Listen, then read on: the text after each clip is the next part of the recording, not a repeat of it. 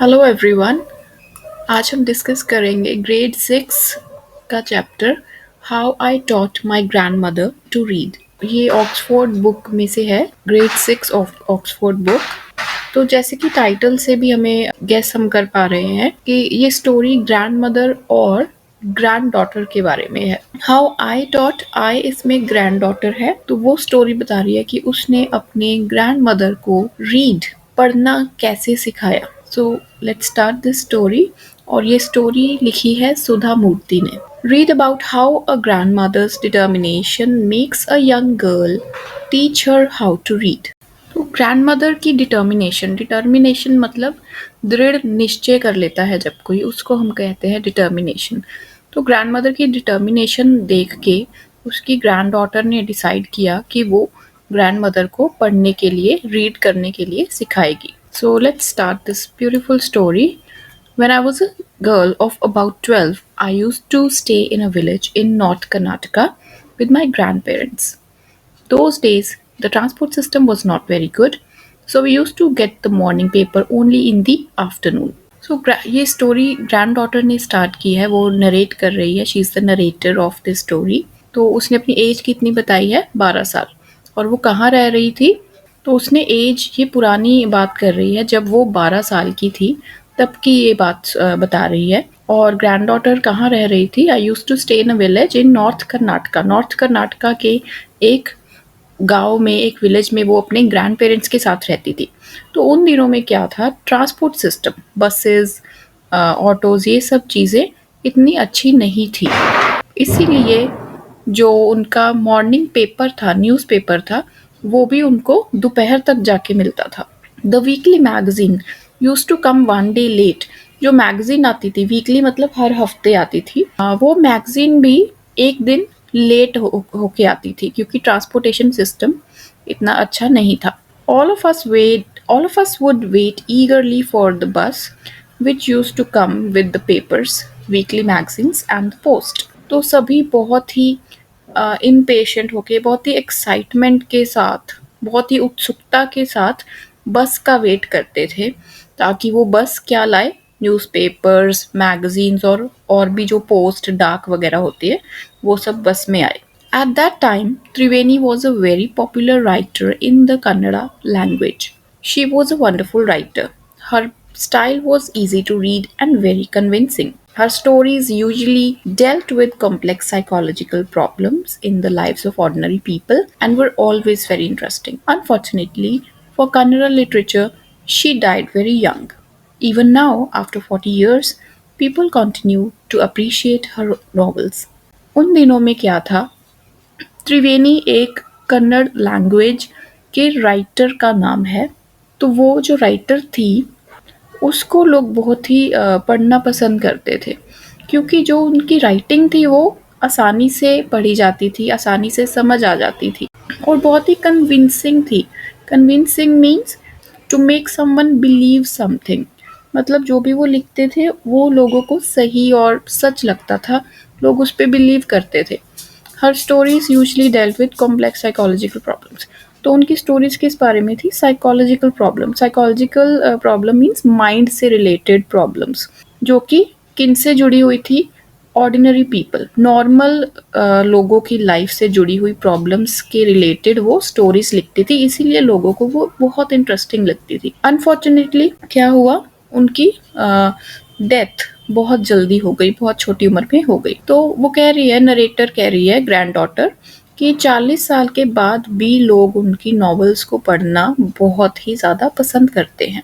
Let's see the next paragraph. One of her novels called Kashi Yatre was appearing as a serial in the Kannada weekly Karamveera then. तो जो writer है त्रिवेणी, उनकी एक novel का नाम काशी यात्रे। तो ये जो नॉवल थी, नॉवल हमें पता है बड़ी लॉन्ग स्टोरीज होती हैं। एक लॉन्ग स्टोरी को एक बुक में लिखा जाता है, उसको हम नॉवल बोलते हैं। तो जो मैगजीन थी उसमें पूरी की पूरी स्टोरी तो नहीं लिखी जा सकती एक बार में।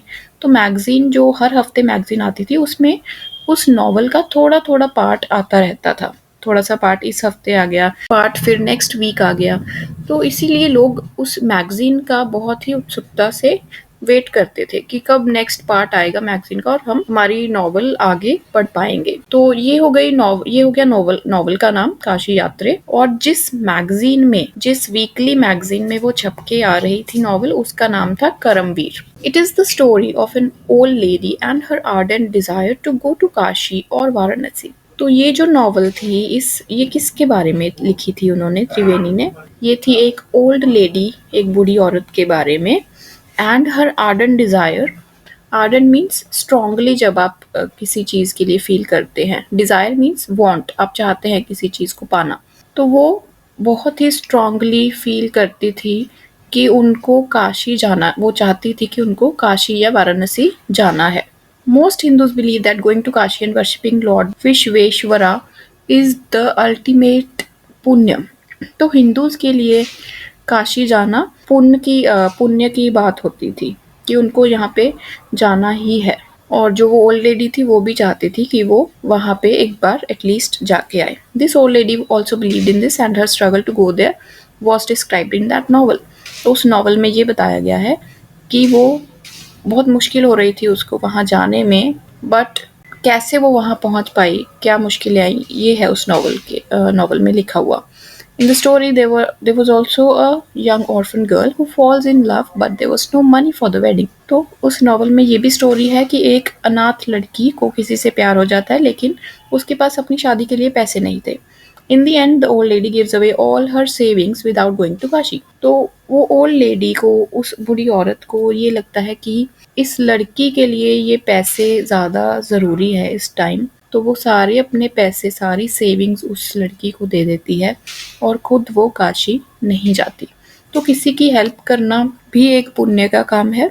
अगर वो वहाँ जाके अपने भगवान को वर्शिप नहीं कर पाई, वहाँ पे पुण्य नहीं कमा पाई, तो उसने एक अच्छा काम किया, उसने किसी की हेल्प की, तो वो भी उसने यहाँ पे पुण्य कमा लिया। तो ये एक नॉवल है जो छप के आ रही थी इनकी मैगजीन में। Okay, let's turn the page. She says the happiness of this orphan girl is more important than worshipping lord Vishweshwara at Kashi. तो फिर उसने समझ लिया कि इस लड़की की खुशी इस वक्त ज़्यादा ज़रूरी है, मेरे काशी जाने से भी ज़्यादा ज़रूरी। My grandmother Krishtaka. तो ग्रैंड डॉटर ने यहाँ पे अपने ग्रैंड मदर का नाम बताया है, Krishtaka. Never went to school, she could not read. वो कहती मेरी ग्रैंड मदर कभी स्कूल नहीं गई, वो पढ़ ही नहीं पाते बिल्कुल भी। Every Wednesday the magazine would come and I would read the next episode of this story to her. तो हर वेंसडे, हर बुधवार जब ये मैगजीन आती थी, ग्रैंड डॉटर अपनी ग्रैंड मदर को उसमें से ये वाली स्टोरी पढ़ के सुनाती थी। During that time she would forget all her work and listen with greatest concentration. तो ग्रैंड मदर उस टाइम सारे काम छोड़ के बस ये स्टोरी सुनने के लिए बैठ जाते थे। Later she could repeat the entire text by heart. Story सुनने के बाद उनको ये स्टोरी और पढ़ना इतना अच्छा लगता था, सुनने के बाद वो पूरी की पूरी स्टोरी अपने आप भी बोल देती थी। My grandmother too never went to Kashi and she identified herself with the novel's protagonist.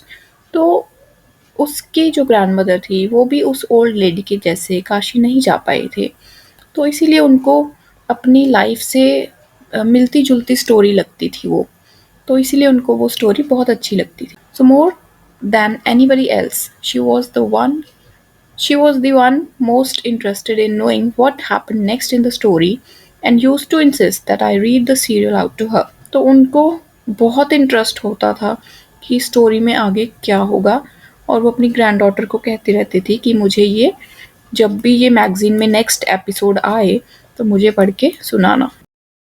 She would join her friends at the temple courtyard where we children would also gather to play hide and seek. She would discuss the latest episode with her friends. At that time, I never understood why there was so much of debate about the story.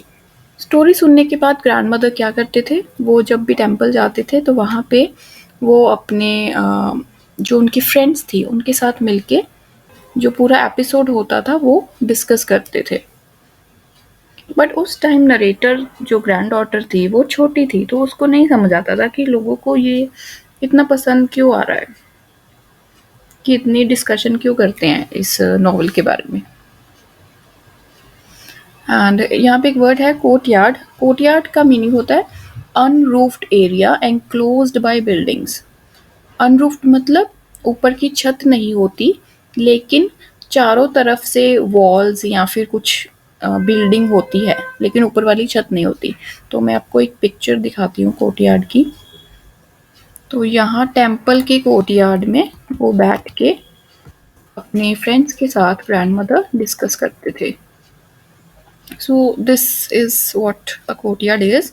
ऊपर छत नहीं होती है, लेकिन चारों तरफ पे building या वॉल होती है। तो इस एरिया को, इस खाली स्पेस को कोर्टयार्ड बोलते हैं। तो वो टेम्पल के कोर्टयार्ड में बैठते थे और नॉवल डिस्कस करते थे। Once I went for a wedding with my cousins to the neighbouring village.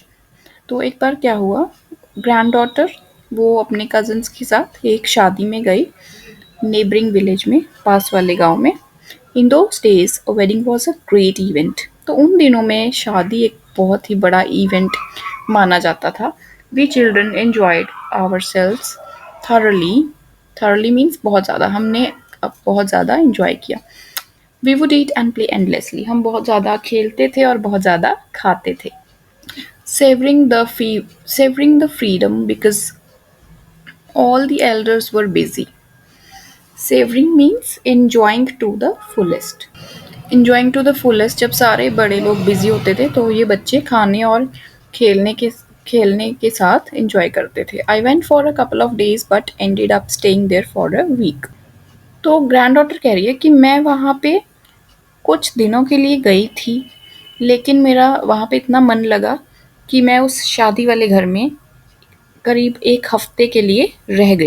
When I came back to my village, I saw my grandmother in tears. तो जब एक हफ्ते के बाद ग्रैंड डॉटर वापस आई, उसने क्या देखा कि उसकी ग्रैंड मदर रो रहे हैं। I was surprised, for I had never seen her cry even in the most difficult situations. What happened? I was worried. Grand daughter बहुत ही हैरान हुई। और for means I was surprise. For का यहाँ पे meaning है because. I was surprise for I had never seen. वो क्यों हैरान हुई? क्योंकि उसने कभी नहीं देखा था अपनी ग्रैंड मदर को रोते हुए। डिफ़िकल्ट से डिफ़िकल्ट, मुश्किल से मुश्किल सिचुएशन में भी उसने ग्रैंड मदर को रोते हुए नहीं देखा था। तो वो वरिड थी कि क्या ऐसा क्या हो गया।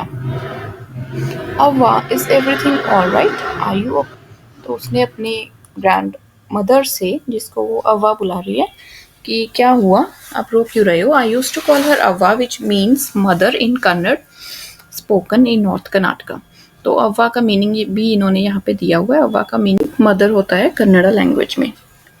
She nodded but did not reply. तो उन्होंने अपना सर हिलाया लेकिन कुछ बोला नहीं। I did not understand and forgot about it.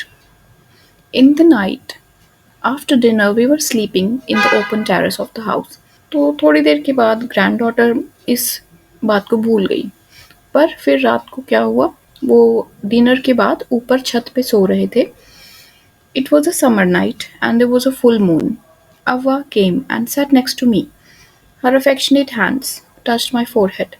तो अव्वा ग्रैंडमदर आए, उन्होंने उसके माथे पे हाथ लगाया, सहलाया।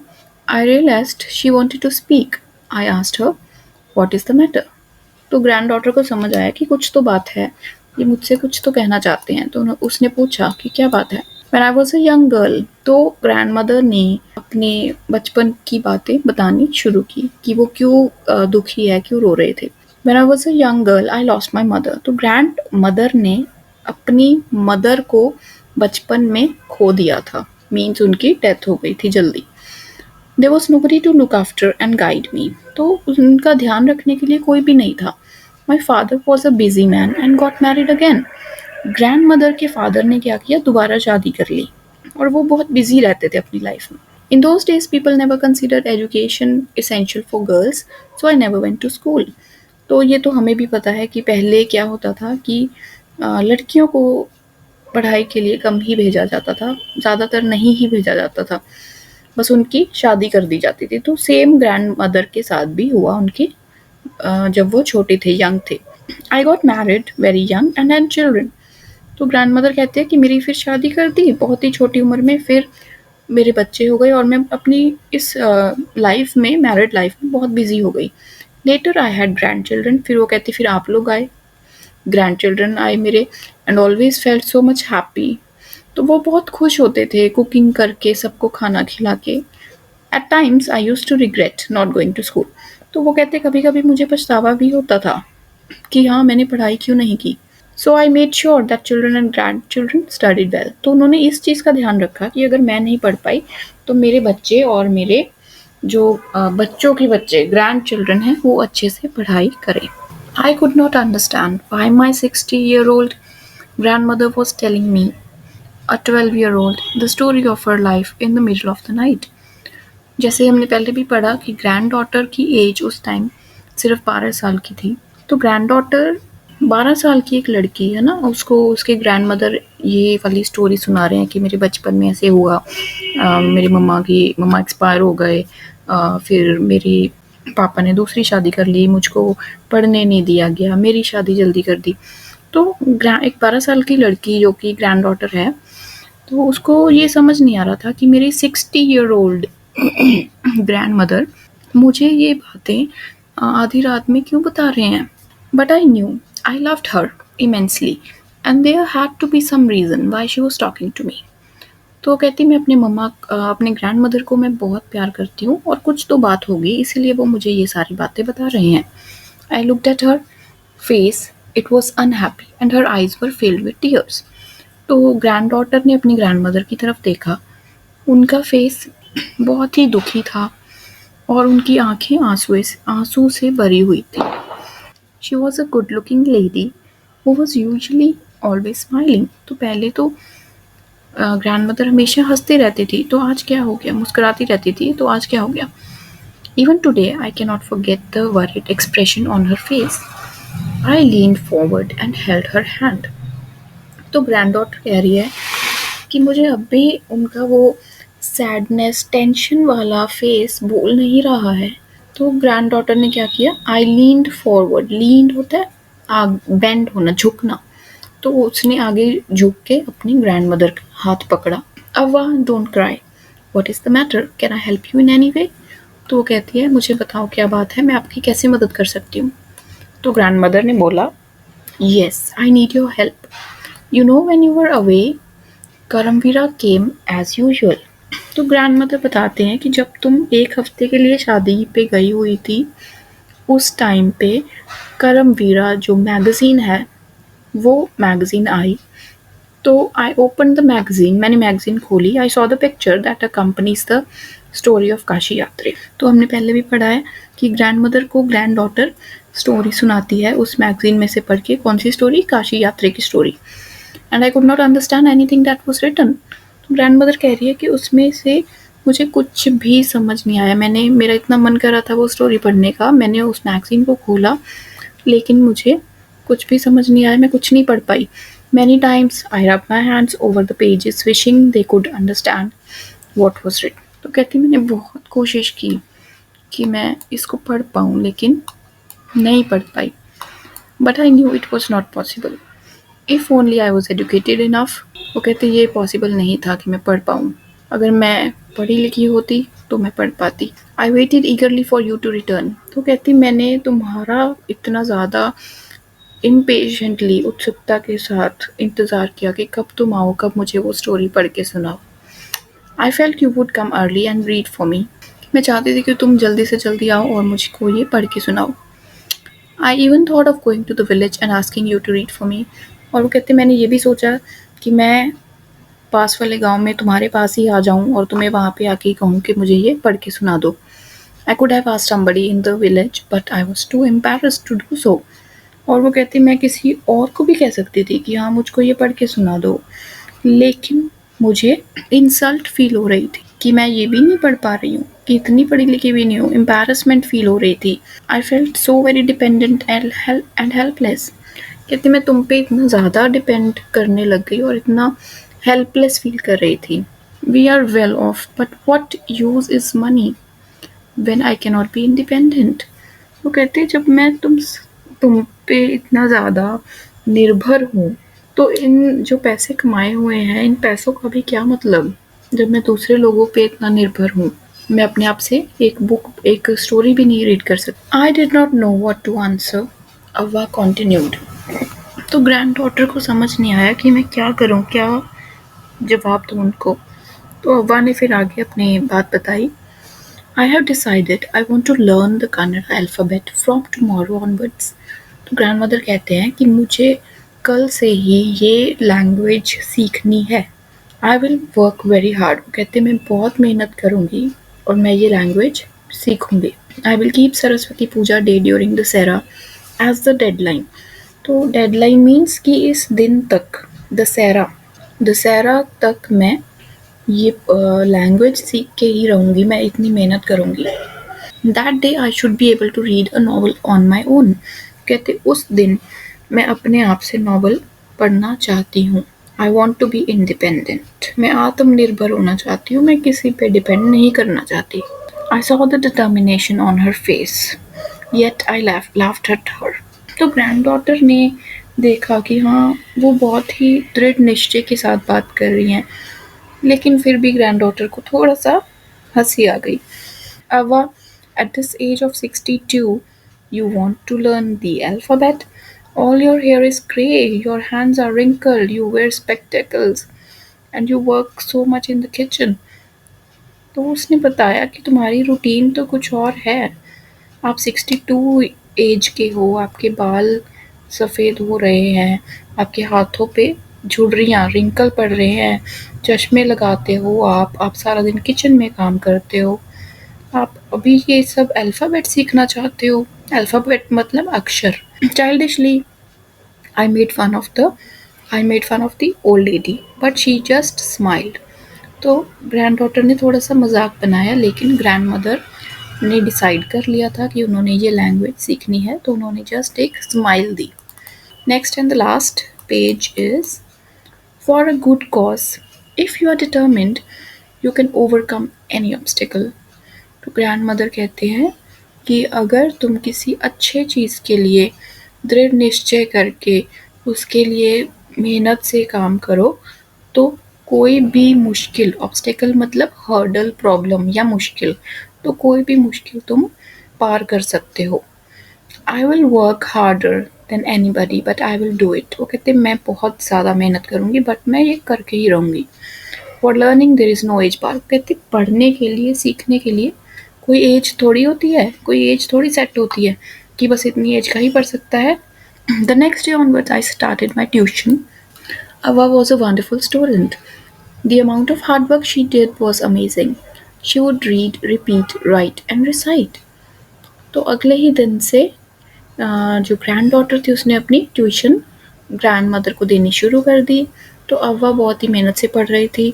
वो रीड करती थी, फिर उसको रिपीट करती थी, फिर उसको लिखते भी थे और बार बार बोलते थे। I was her only teacher. She was my first student. Little did I know then that one day I would become a teacher in computer science and teach hundred of students. उस time grand daughter 12 साल की थी। उस time granddaughter को नहीं पता था कि वो बड़े होके भी सच में एक टीचर बन जाएगी।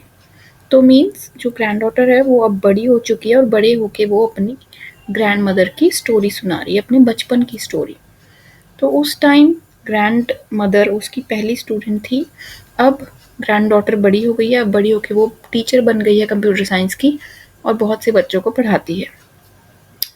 ओके नेक्स्ट, तो Dussehra festival came as usual.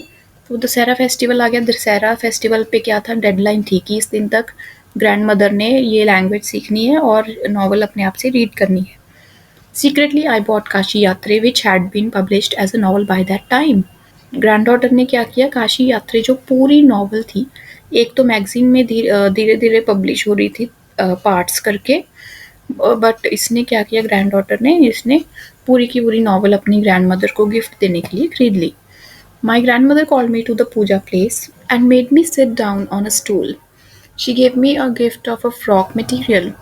तो उसके ग्रैंड मदर ने उसको दशहरा वाले दिन बुलाया पूजा वाली जगह पे, वहाँ बिठाया एक स्टूल पे और उसको एक फ्रॉक के कपड़े का गिफ्ट दिया।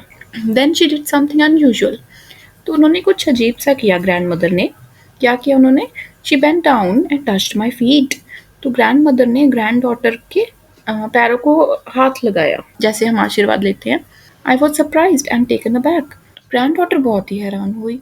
टेकन अबैक मीन्स शॉक्ड, एकदम से शॉक में आ जाना, हैरान हो जाना। Elders never touch the feet of youngsters. तो उसने कहा कि बड़े लोग थोड़ी ना छोटों के पैरों को हाथ लगाते हैं। We have always touch the feet of God, elders and teachers. Grandmother ने कहा कि हम हमेशा भगवान के, अपने से बड़ों के और अपने टीचर्स के आशीर्वाद लेते हैं, उनके पैरों को हाथ लगाते हैं, और तुम भी तो मेरी टीचर हो। जैसे हम भगवान को, बड़ों को और टीचर्स को रिस्पेक्ट देते हैं पैरों को हाथ लगा के, ये तो हमारा ट्रेडिशन है। It is a great tradition, but today the reverse had happened. It was not correct. She said, I am touching the feet of a teacher, not my grand daughter. वो कहते तुम मेरे, इस टाइम तुम मेरे teacher हो, तुम मेरे ग्रैंड डॉटर नहीं हो, इसीलिए मैं तुम्हारे पैरों को हाथ लगा लगा रही हूँ। A teacher who taught me so well, कि तुमने मुझे इतना अच्छा पढ़ाया है, विथ सो मच अफेक्शन, इतने प्यार से पढ़ाया है, that I can read only novel confidently in such a short period, कि इतने कम टाइम में मैं एक नॉवल को कॉन्फिडेंस के साथ पढ़ पा रही हूँ। नाउ आई एम इंडिपेंडेंट, कि अब मुझे किसी पे भी निर्भर होने की ज़रूरत नहीं है। It is my duty to respect a teacher. तो ग्रैंड मदर कहते हैं ये मेरा कर्तव्य है कि मैं अपने टीचर की रिस्पेक्ट करूँ। Is it not written in our scriptures? Scripture मतलब रिलीजियस बुक्स, धार्मिक बुक्स। कहते हैं हमारे धार्मिक बुक्स में भी तो यही लिखा है कि अपने टीचर्स की रिस्पेक्ट करो, तो मैं तो वही कर रही हूँ। That a teacher should be respected irrespective of the gender and the age. Irrespective मतलब कि इस चीज़ पे ध्यान नहीं देना कि टीचर का जेंडर क्या है, वो मेल है, फीमेल है, या टीचर की एज क्या है, इन चीज़ों पे ध्यान नहीं देना। टीचर टीचर है और उसकी रिस्पेक्ट देनी, उसको रिस्पेक्ट देनी है। I did return namaskara to her by touching her feet and gave my gift to my first student. तो उसने भी ग्रैंड डॉटर ने नमस्ते करके ग्रैंड मदर के पैरों को हाथ लगाया और फिर उसने अपने स्टूडेंट को पहला गिफ्ट दिया। क्या गिफ्ट था? Novel. She opened it and red immediately the title Kashi यात्रे। तो सबसे पहले ग्रैंड मदर को पढ़ना आ गया था, तो उन्होंने जब वो बुक ली, गिफ्ट लिया, तो उन्होंने साथ के साथ पढ़ दिया कि टाइटल का नाम है Kashi Yatre by Triveni and the publishers name. तो ये पब्लिशर का नाम त्रिवेणी और बुक का नाम काशी यात्रे उन्होंने फटाफट से पढ़ दिया। I knew then that my student had passed with flying colors. Passed with flying colors means pass successfully. तो कहते हैं मेरा स्टूडेंट जो मैंने पढ़ाया उसके एग्ज़ाम में पास हो गया है।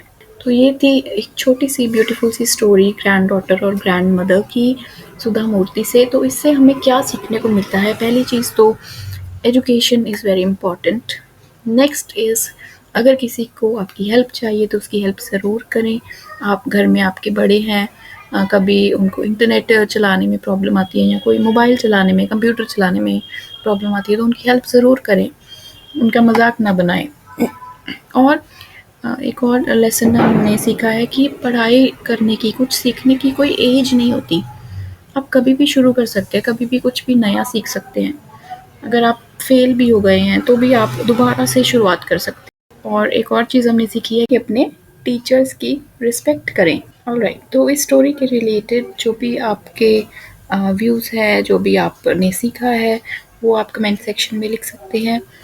और इसकी क्वेश्चन आंसर्स हम और वर्ड मीनिंग्स हम नेक्स्ट वीडियो में करेंगे। Thank you so much for watching and please don't forget to subscribe and like. Thank you.